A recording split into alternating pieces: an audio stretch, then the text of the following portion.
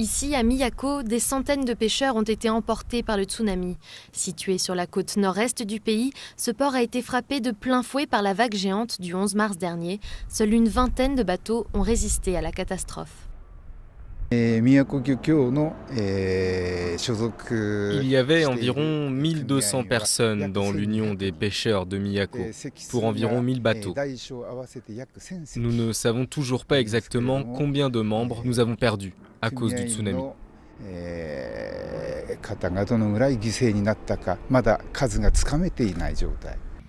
Ceux qui se trouvaient au large à bord d'un gros chalutier, eux, ont échappé à la vague meurtrière. C'est le cas de ce pêcheur qui était à 50 km des côtes quand la terre a tremblé.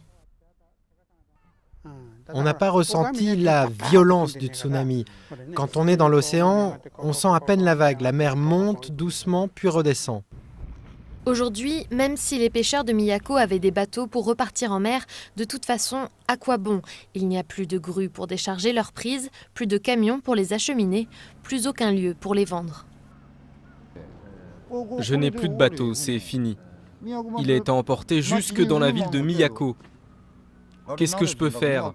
L'Union n'a même pas encore organisé de réunion. Même le marché n'existe plus. Et le jour où les pêcheurs pourront enfin reprendre la mer, ils se heurteront alors à un autre problème, la menace que représentent les déchets radioactifs de la centrale nucléaire de Fukushima, située à plus de 300 km au sud de Miyako, une menace que veulent minimiser les rescapés. Je ne pense pas qu'il y aura de conséquences par ici. Les courants de l'océan n'arrivent pas jusqu'ici.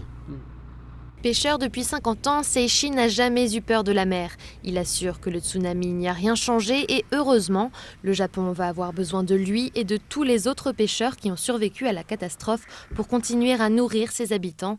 Car comme dans tout pays insulaire, ils consomment beaucoup de produits de la mer.